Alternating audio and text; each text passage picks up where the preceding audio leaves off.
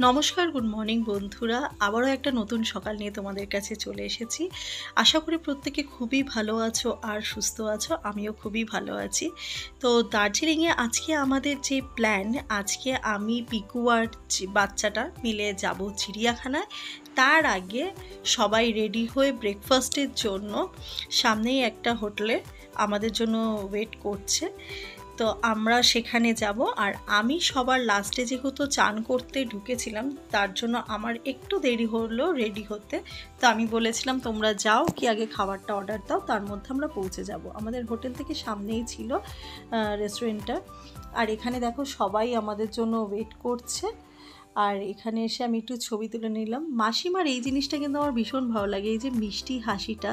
মাসিমা কিন্তু কোনো সময় মানে ছবি তোলার জন্য লজ্জা পায় না, যথেষ্ট ক্যামেরা ফ্রেন্ডলি। আর তারপর আমরা ব্রেকফাস্ট করে আমরা 3 জন বেরিয়ে পড়েছিলাম। মা বাবারা যাবে না বলেছিল চিড়িয়াখানায়, যে অযথা আরে যাব না হেঁটে।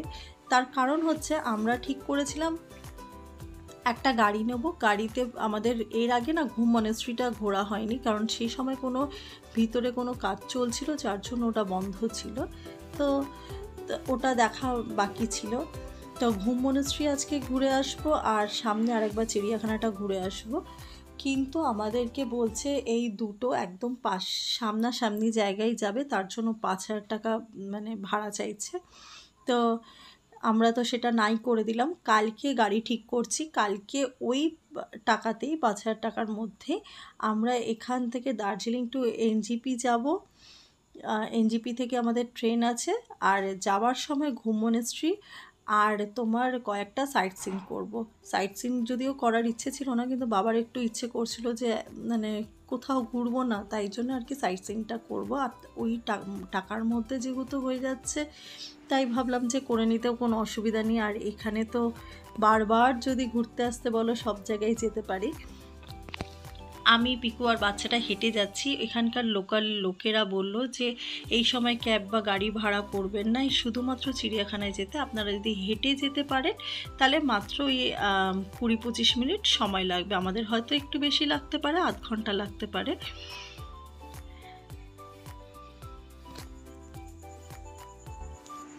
এখানে এই যে মেফেয়ারটা, দার্জিলিংয়ের এই হোটেলটা, মানে এটা হোটেল রিসর্ট। তো এটা বেশ দারুণ। আমরা যে মেফেয়ারে রয়েছি সেটার মানে তুলনায় অনেক অনেক ভালো। যদিও আমরা যে মেফেয়ারটাতে রয়েছি একদম ম্যালের মধ্যে, তবে এত ঝাঁ চকচকে আমাদের হোটেলটা কিন্তু নয়। এখানে আমরা চিড়িয়াখানায় পৌঁছে গেছি। আর ভিড়টা দেখতে পাচ্ছ বন্ধুরা, মানে প্রচণ্ড ভিড়। ঠিক ডিসেম্বর জানুয়ারি মাসে আমাদের কলকাতায় চিড়িয়াখানায় ঠিক যেমন ভিড় হয় সেরকমই ভিড়।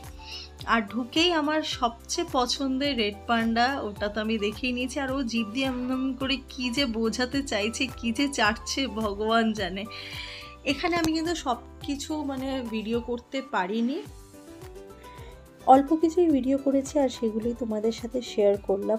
কারণ পুরো যদি চিড়িয়াখানার ভিডিও দিতে যাই তাহলে বিশাল বড় একটা ব্লগ হয়ে যাবে, যার জন্য আমি অল্প কিছুই ভিডিওটা করে তোমাদের সাথে শেয়ার করলাম।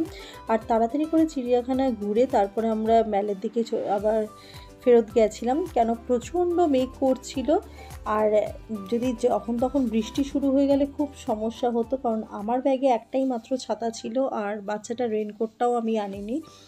যাওয়ার সময় আমরা ক্যাব বুক করে নিয়েছিলাম, তার কারণ হচ্ছে নাওয়াটা মানে চিড়িয়াখানা যাওয়ার যে রাস্তাটা, হেঁটে যাওয়ার রাস্তাটা, তখন একটু নাওয়াটাই মানে নিচের দিকে মনে হচ্ছিল যেন নামছিলাম, কিন্তু ফেরার সময় একটু মনে হচ্ছে চড়াইতে উঠতে হবে। আর বাচ্চাটা যেহেতু রয়েছে ও পুরোটা পারবে না, সেই কারণে আমরা ক্যাব বুক করে নিয়েছিলাম। ক্যাবের ভাড়া 300 টাকা পড়েছিল, আর ওটা পার হেড 100 করে নিচ্ছিল। তারপরে ম্যালেতে এসে আমরা খাওয়া দাওয়া করে সেরে ঠেরে আমার আরেকটু মার্কেটিং করা বাকি ছিল, যেগুলো আমি মানে এর আগে মার্কেটিং করিনি, সেগুলো আমি করে ঠরে তারপরে রুমে ফিরেছিলাম। তো আজকের মতো ভিডিওটা আমি এখানেই এন্ড করছি। প্রত্যেকে ভালো থেকো, সুস্থ থেকো। দেখা হবে আবারও একটা নেক্সট ভিডিও নিয়ে। আর আমার ভিডিও যদি তোমাদের ভালো লেগে থাকে তাহলে লাইক, শেয়ার অ্যান্ড সাবস্ক্রাইব করো। দেখা হবে আবারও একটা নেক্সট ভিডিও নিয়ে। আজকের মতো টাটা।